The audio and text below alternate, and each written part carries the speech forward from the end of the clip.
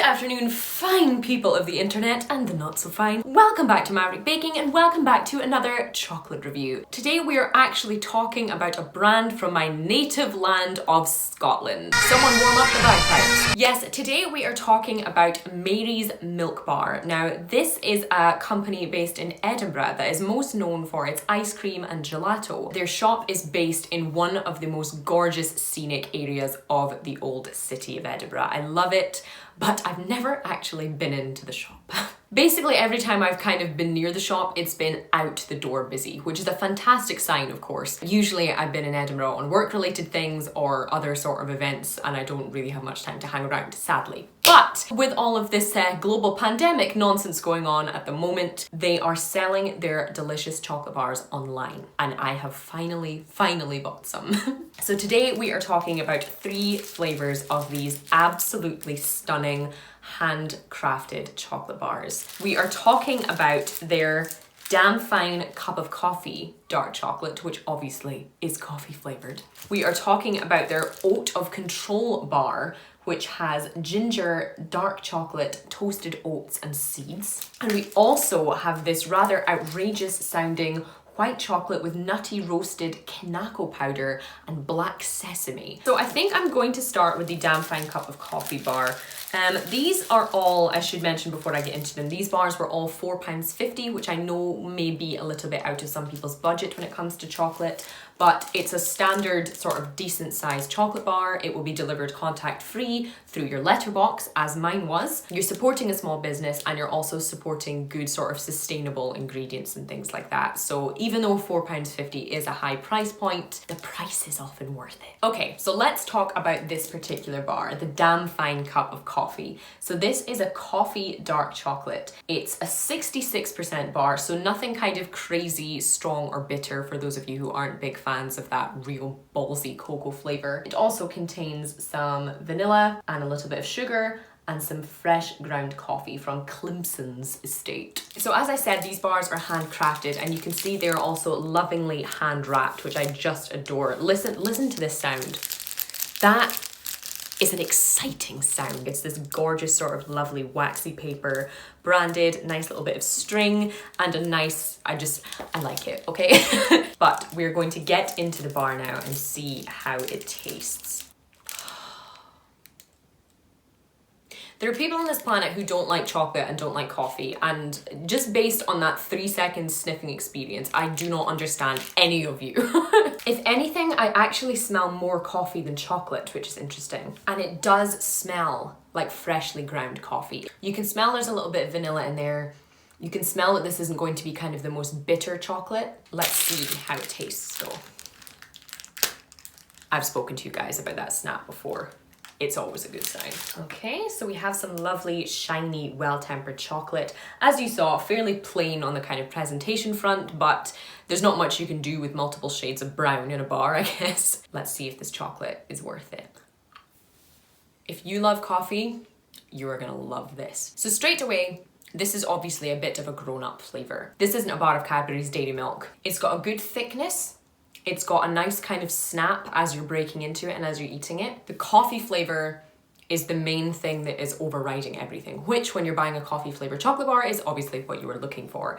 It's a nice fresh tasting coffee. There's nothing kind of stale. There's nothing kind of freeze dried instant coffee about it. It smells and tastes and has a lingering, delicious kind of coffee flavor. The kind you would get from a decent quality black coffee or espresso. Bold without the bitterness because there is that added creaminess and that added, touch of sugar to the chocolate. I must say, I don't know if it's the addition of the coffee or if it's just the chocolate itself. It's not the smoothest melting chocolate I've ever had. It has a decent texture. It is, relatively smooth. There's nothing chalky, but it's not the smoothest, creamiest chocolate I've ever had.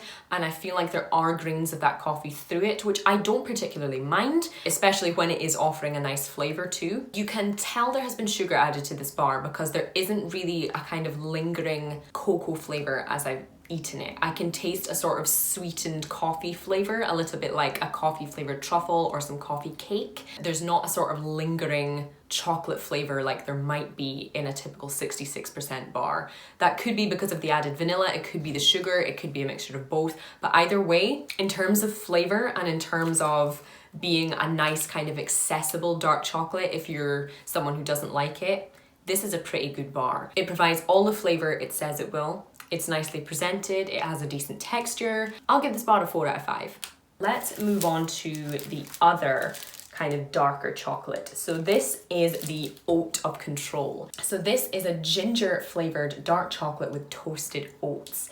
It says it also contains honey, sugar, and pumpkin and sunflower seeds. So I'm actually wondering if this is almost like a granola chocolate bar, but I think this one is lovely, not only in its kind of creativity, but it's also, it feels very Scottish. Ginger is a flavor you see in a lot of Scottish foods. Obviously, I know that's probably from kind of times of colonialism when spices were brought here, but at least in the lifetimes of the last kind of 3 generations of Scottish people, ginger is a very popular flavour, whether it's in biscuits, whether it's in cakes, anything like that. Scottish people tend to be big on their ginger. Similarly, the oats are an utterly ubiquitous Scottish product, something that all of us have either grown up eating or being aware of. Again, it's a 66% bar, so it's nothing that we're expecting too much kind of bitterness from or anything too super strong. Okay, so similarly on the front, we just have your standard sort of cartoon chocolate vibes,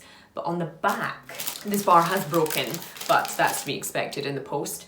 On the back, you can see that this bar has a nice little kind of scattering of that toasted oat concoction on it. Whether it's through the chocolate or just kind of scattered on top, I'm not sure. It looks as though it might be throughout. Yes, okay, so you can see it's kind of throughout. Let me give you a little bit of a close-up. So you can see that there's some fairly chunky oats. They appear to be kind of nice and crispy, and the smell of that sort of candied ginger is just permeating through every single one of my senses at the moment. Again, not a super strong smell from the chocolate. The main powerful smell is that ginger, and you get that sort of nice cozy kind of comforting smell from the oats as well, that kind of toasty malty vibe. Let's give the Oat of Control bar a taste and see how it is. It's good.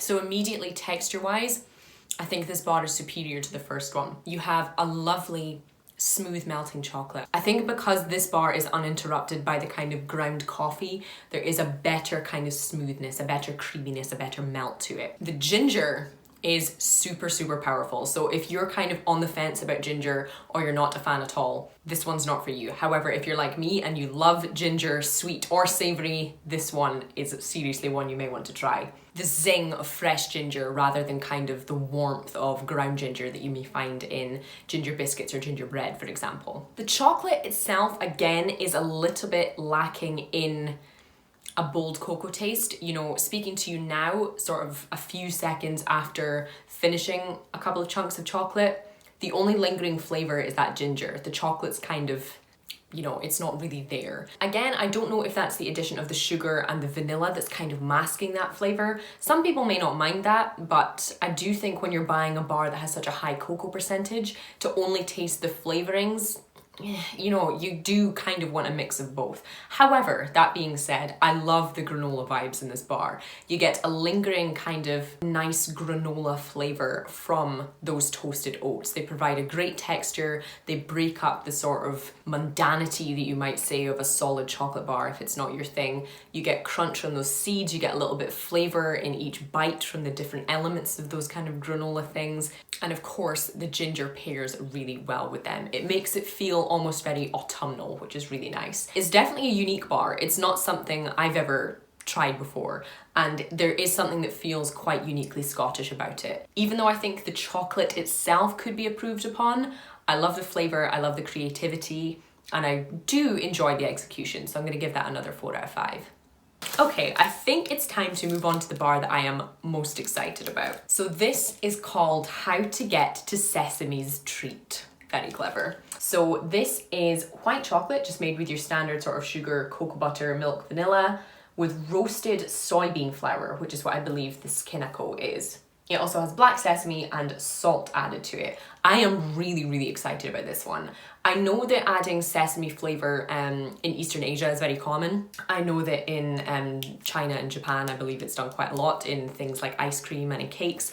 And I think the colour is always stunning because it always comes out as this sort of black and white or this grey food stuff, which we just don't see a lot of over here. And I think to add this to such a familiar product here in the UK in white chocolate is something really bold. So we open it up and what a gorgeous exterior we are met with. The colour and the contrast is absolutely stunning. So of course you can see that we have this lovely off-white white chocolate there, and you have those little flecks of the black sesame seeds and little kind of smatterings of that roasted soybean in there as well. I am really excited to try this. I must say the smell is nothing too kind of new to me.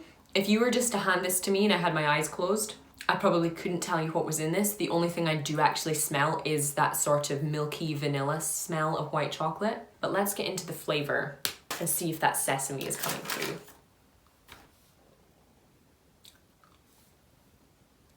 Very, very, very subtle. Very complex, actually. That is so unique and so kind of confusing to my palate that my mouth cannot stop watering. The contrast of the flavours in there is something I have never ever tasted before, to the point that I do not want to stop eating this because I want to kind of educate myself on it as well as devour it because it's really good. So the white chocolate is everything you want from white chocolate. It's sweet, it's creamy, it requires absolutely no effort to consume because it just melts in the mouth. It's got that milkiness, it's got that vanilla kind of flavour. There's none of that chalkiness that you get with super cheap white chocolate, which I'm never really a fan of, but this is really, really what you want from white chocolate. The flavour is so different. You have this really, really subtle savoury sesame flavour in the background. There's a little bit of sea salt in there, which also helps you pick up on those flavours. And definitely, I think in the aftertaste, because white chocolate doesn't offer any sort of lingering cocoa flavours, you're left with that sort of richness of the sesame and that soybean flavour in the background. That is really, really strange. It just has these little kind of kisses and smatterings of that sesame flavour through it. Like a drizzle of sesame oil over some vanilla ice cream or some toasted sesame seeds on a milkshake. It's that subtle, but it really works. It really, really works. Definitely in the way of uniqueness, in the way of appearance, in the way of delivering on flavour, this is a 5 out of 5. Mostly because I can barely even put into words how much I admire it. Overall, pretty impressed, would recommend, and there are many, many other flavours to choose from. I just decided to pick 3 that appeal to me, but of course I will drop the link to Mary's Milk Bar in the description box below so you can check them out for yourself. If you guys have ever tried anything from Mary's Milk Bar, be it their ice cream, their chocolates, anything, let me know in the comments below. I will get there for some ice cream once things are back to normal. I really need to, especially after trying all their different flavour pairings here. In the meantime, if you guys enjoyed today's video, don't forget to drop a big voluptuous thumbs up and to hit that subscribe button if you're new here, because I would be honoured to see you again. But at the moment, that is all I have time for today, guys. I need to go and write down some notes about this chocolate because I am all very excited about it, and I will see you for the next one.